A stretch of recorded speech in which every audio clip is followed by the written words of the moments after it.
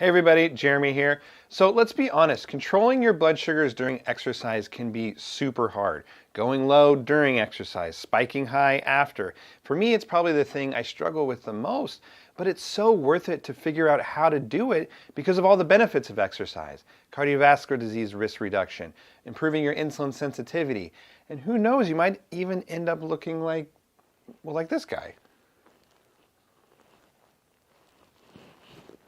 Dang, Steve, when did you start working out? Yesterday.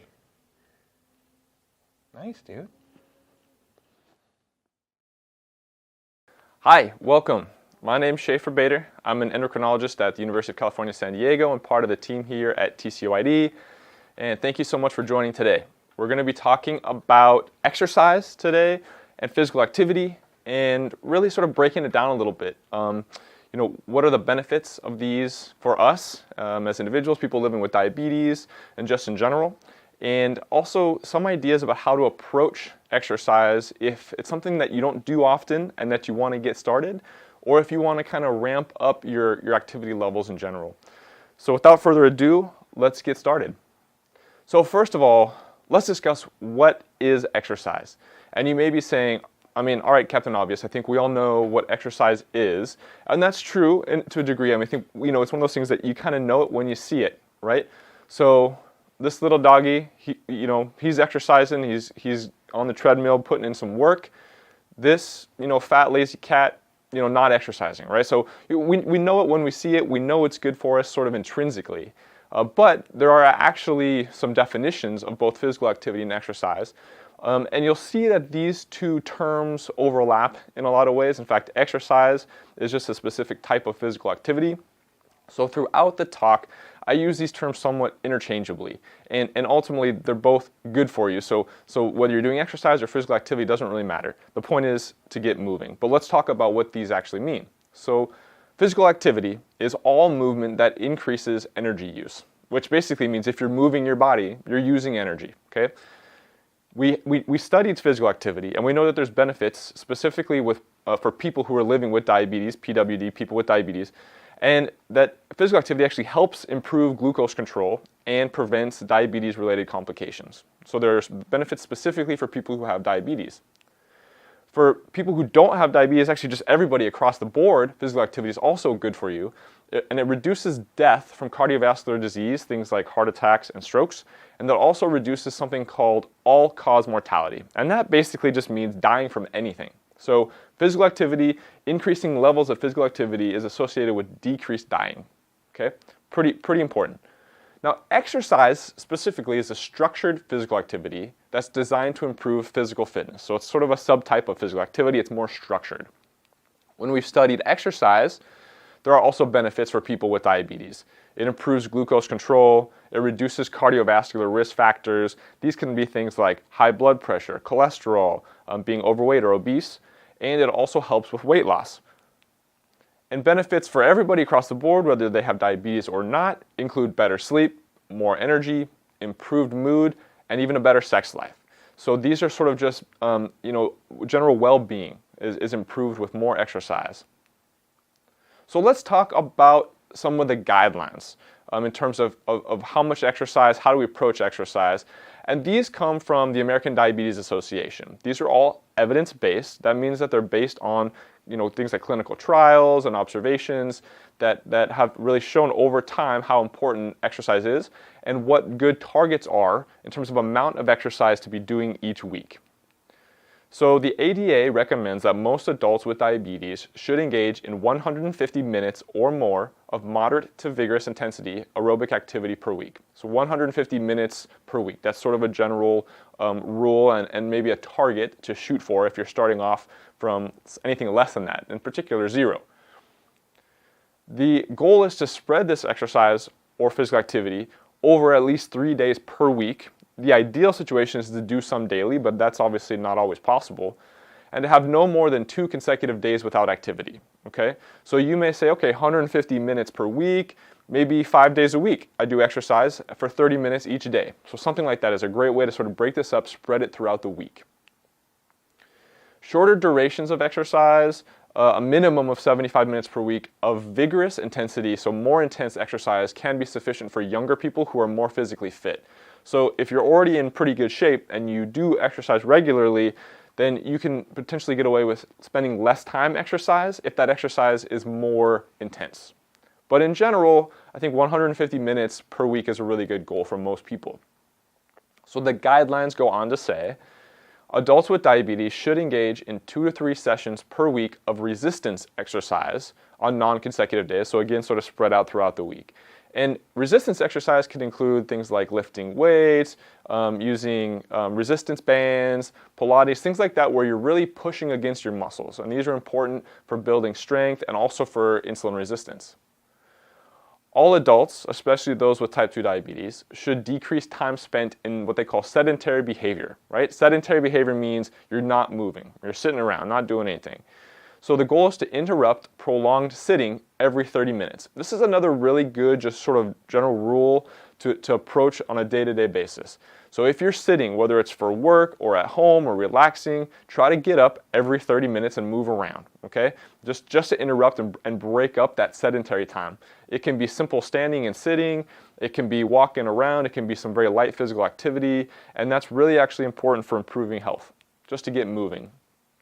And finally, they recommend flexibility and balance training about 2 to 3 times per week for older adults. These can be things like yoga, Tai Chi, etc. So to kind of maintain your flexibility and balance as we age is very important.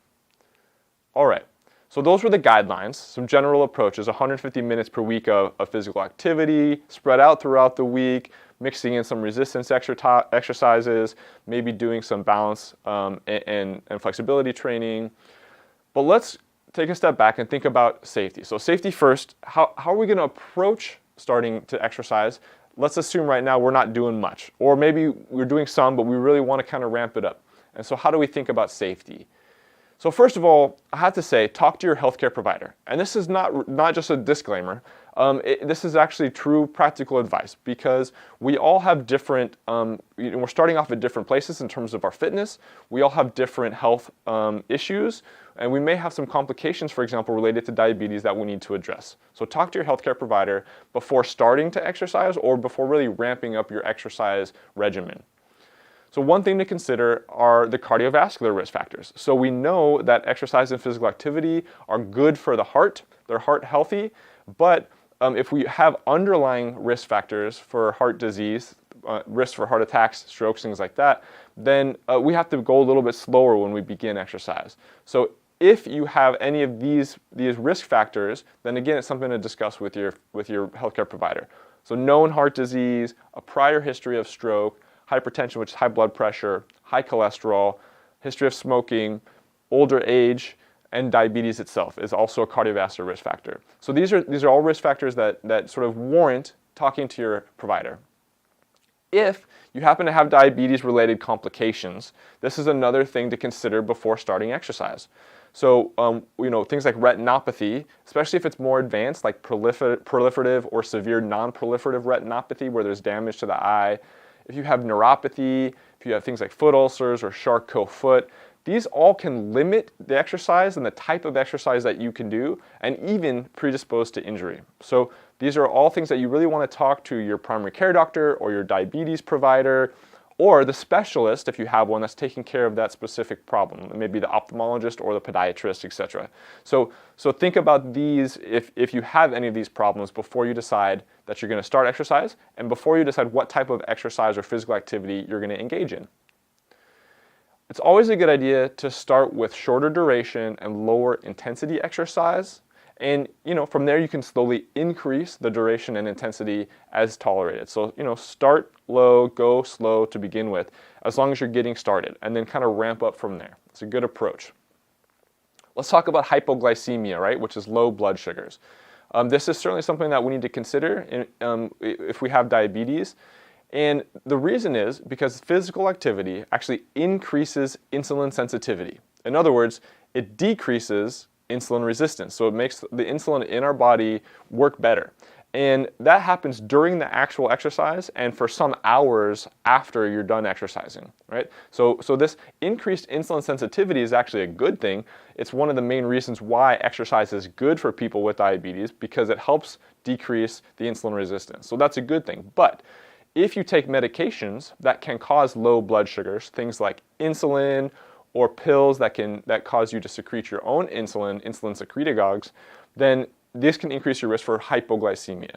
So if you take insulin or any insulin secretagogue, something, usually these are the sulfonylureas like glyburide, glipizide, glimepiride, that can potentially put you at risk for low blood sugars. We need to be a little bit more careful when starting exercise.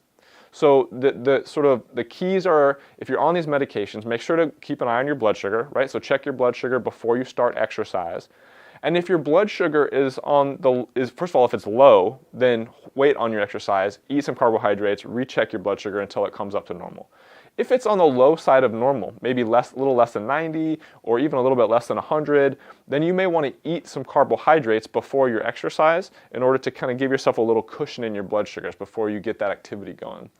And if you're someone who takes multiple daily injections of insulin, then you may want to consider reducing your insulin dose of your short-acting insulin before exercise. So if you take a mealtime insulin or a rapid or fast-acting insulin, then you can reduce the dose of that leading up to the exercise, so you have a little bit less of that insulin in your body.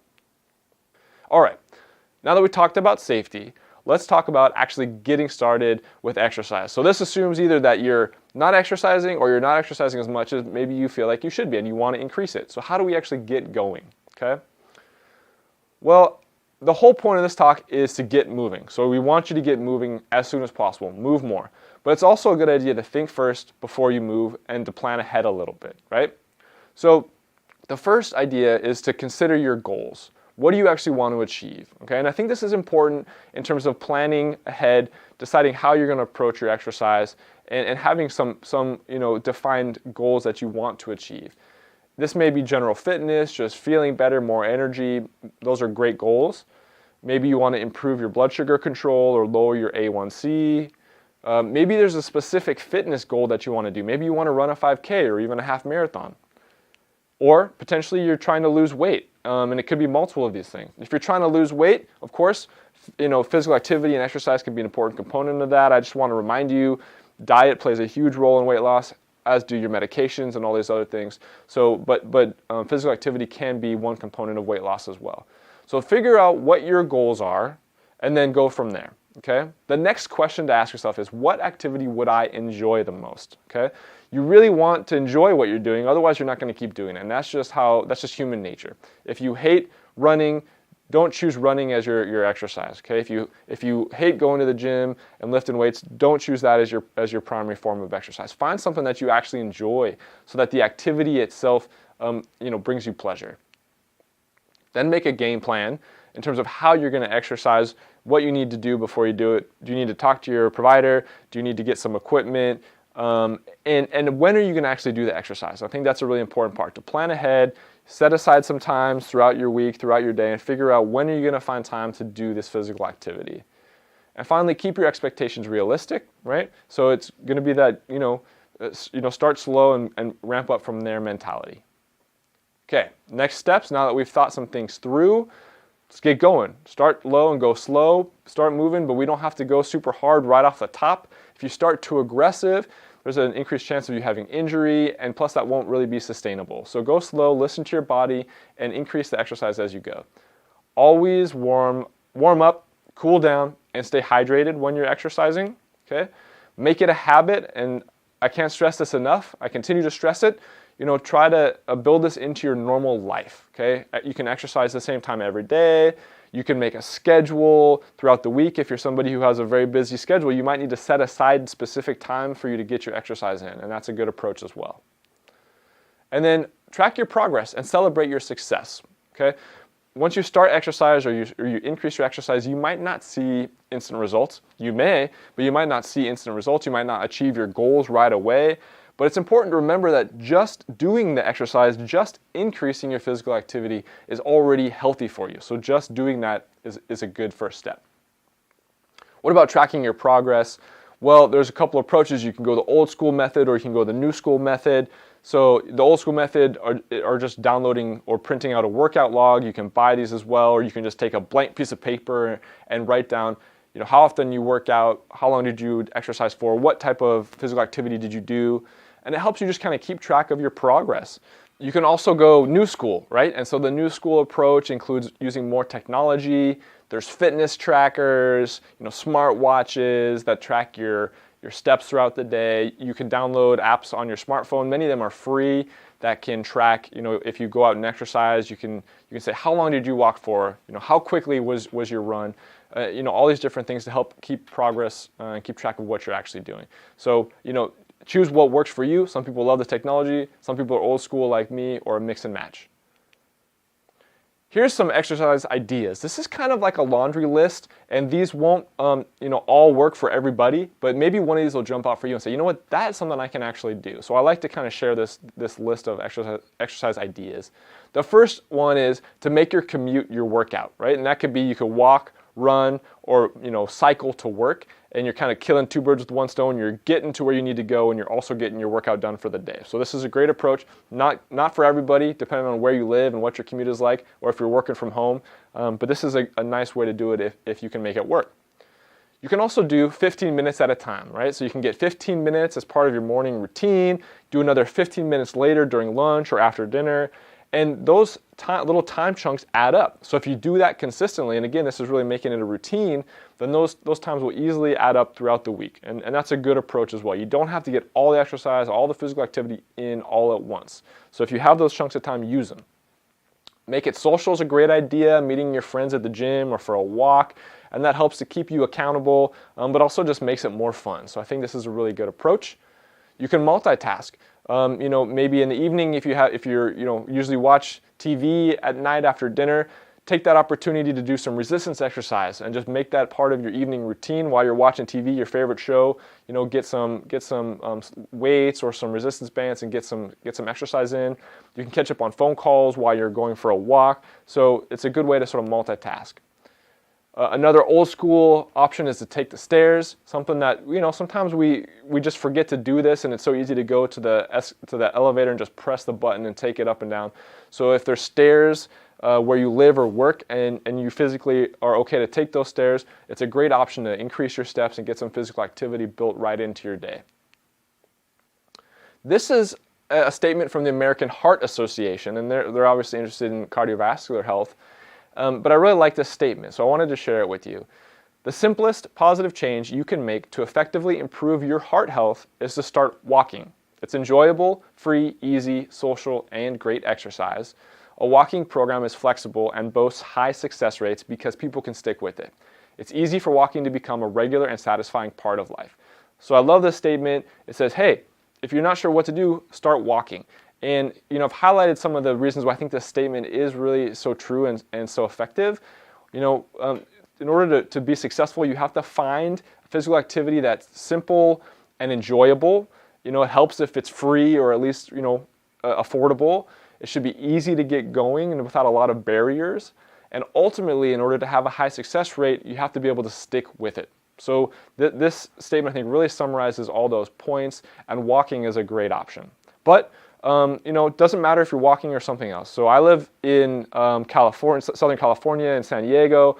I love to surf. This is my favorite physical activity. If I get the chance, this is how I choose to do my activity. I don't get to do it all the time, but a couple of days throughout the week, and I certainly count that. So this is my preferred physical activity. I grew up in Idaho, far from the beach, up in the mountains, and I was able to, ski and snowboard with my family. So that's a great, form of physical activity, but it's also a lot of fun. Here I am on a hike with Bill Polanski and Steve Edelman after a TCYD conference in Montana, back when we were doing these things in person, just getting out and enjoying the fresh air and getting some physical activity. But it doesn't matter. Do what you enjoy. You can dance, you can jog, you can bike, you can do water aerobics. So depending on what you have access to, what your body can do, what you can tolerate, if you have any other health issues or diabetes complications, find something that works for you, and that's a great approach. For some more information, this is a good website, diabetes.org/healthy-living/fitness. This is actually the ADA website, but this is sort of focused on patients, and this is what the website actually looks like, and it's built into little articles that touch on a lot of the topics that we talked about today. These are just some examples, but staying motivated, choosing the type of exercise, overcoming barriers to exercise. So I think really important topics that will help you sort of, stay motivated and decide how you're going to approach your own physical fitness. And so if you have any questions, check out this website. Otherwise, thank you so much for your time. Stay tuned. We have a very special fitness section coming right up that you can do right at your own home. Thank you.